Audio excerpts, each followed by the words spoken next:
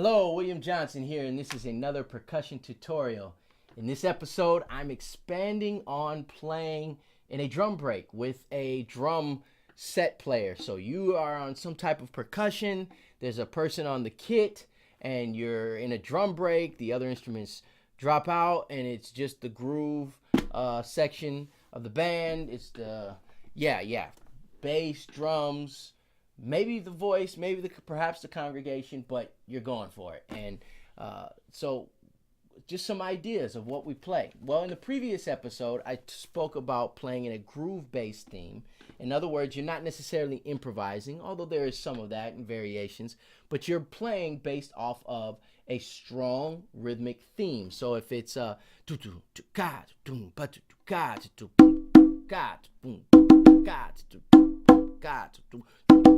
there's a theme there.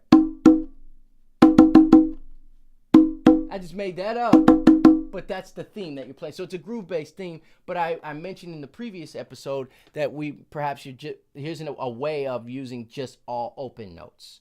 So in this episode, I wanted to give an exercise to strengthen your tone in open notes, but also your ability to count, to know where you're playing, what you're playing, and it's just some music theory. But before I jump into that, if you have not subscribed, I'd love for you to be a part of this YouTube family on this channel here, on my channel. So hit that subscribe button and smash that like button, the bell notification to be notified of any future videos I upload weekly. And I'd love for you to be in on that, and just thank you for your support and watching, and yeah, all that good stuff.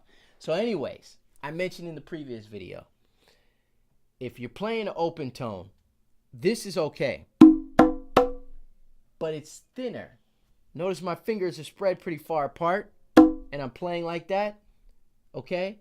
Well, if I take this and pull these fingers together closer and use this part of my hand and play a little more, the sound is fuller. So this isn't wrong, but it's a thinner sound. And this makes it sharper or more in tone based on where you have it tuned, but it makes the sound fuller. And we're not doing pressing so much that we're deadening it, but we're pressing in a little bit. It's right there. Hands together. Not tight. Not this. Not this. Okay, not pity pat. Not that. Sorry. But we're actually playing, okay, in there. So you have this. Different sound, but it's a fuller sound too. Anyways, developing that, here's an exercise. This will also develop your ability to play on the downbeat and play on the upbeat. Think of if the drum's going boom, boom, boom, boom. Well, think of like that disco hi-hat. Boom, tss, boom, tss, boom, tss. That tss is on the upbeat. Boom, tss, tss, tss. So developing your ability to play there, as well as playing on the other side of the beat, is a good thing to have in your arsenal if you don't already. And not just subconsciously, not just by feel, but intentionally, to be able to manipulate that playing ability whenever. So here's a good exercise to develop all of that. It's just a basic exercise. We're going to do 4 quarter notes. 1, 2, 3, 4. And then 8 eighth notes. Both of these live in the same amount of time. In other words, 1, 2, 3, 4, 1, 2, 3, 4, 1, 2, 3, 4. I'm going to slow down. 1, 2, 3, 4. 1, 2, 3, 4. So I did 4, and then 8. 2, 3, 4, 5, 6, 7, 8. But if you set a metronome, that's the whole idea. So set a metronome. Set a timer. Very important. You're not doing anything but that one exercise, this exercise in that amount of time. So if it's 5 minutes and you set the metronome at a slow, steady tempo, boop, boop, boop, boop, boop, boop, boop, boop,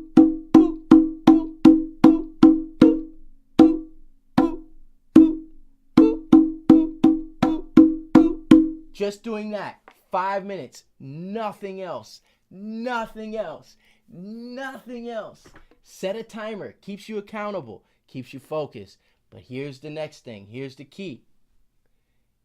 Try doing it where you actually count out loud. Count in the right place. Boop. 1, 2, 3, 4. 1, 2, 3, 4. And you're going to count out loud. So you're going to go 1, 2. So if the metronome is going boop, boop, boop, boop. 1, 2, 3, 4. 1 and 2 and 3 and 4. And I was counting. I was thinking about that and thinking about making metronome sounds at the same time.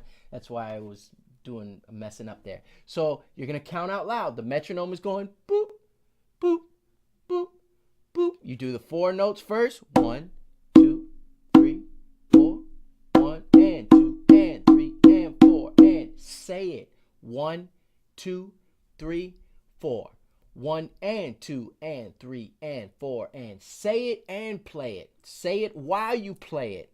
We want to enforce what you're playing and actually counting, especially when you get to the 1 and 2 and. Then here's the other thing. Slow that metronome down. And then do 16th notes. We're adding one. 1, 2, 3, 4. 1 and 2 and 3 and 4. And now we add the 16th notes, which is 1 E and a 2 E and a 3 E and a 4 E and a 1, 2, 3, 4. 1 and 2 and 3 and 4 and 1 E and a 2 E and a 3 E and a 4 E and a 16th notes. 1 E and a. 1 E and a. So now we're doing all of these together. 5 minutes, nothing else. Counting out loud. 1, 2, 3, 4. 8th notes. 1 and 2 and 3 and 4 and 16th notes. 1 E and a 2 E and a 3 E and a 4 E and a quarter notes. 1, 2, 3, 4. Do all 3 of those together for 5 minutes, nothing else. 1, 2, 3, 4. 1 and 2 and 3 and 4 and 1 E and a 2 E and a 3 E and a 4 E and a 1, 2. Staying right. The big thing is the transition, okay? When you go from the quarter notes to the 8th notes, then to the 16th notes, make sure you're right on top of it. 1, 2, 3, 4.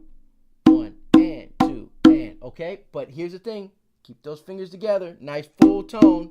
Count with it out loud. All right? Just a pretty cool exercise to help develop that counting.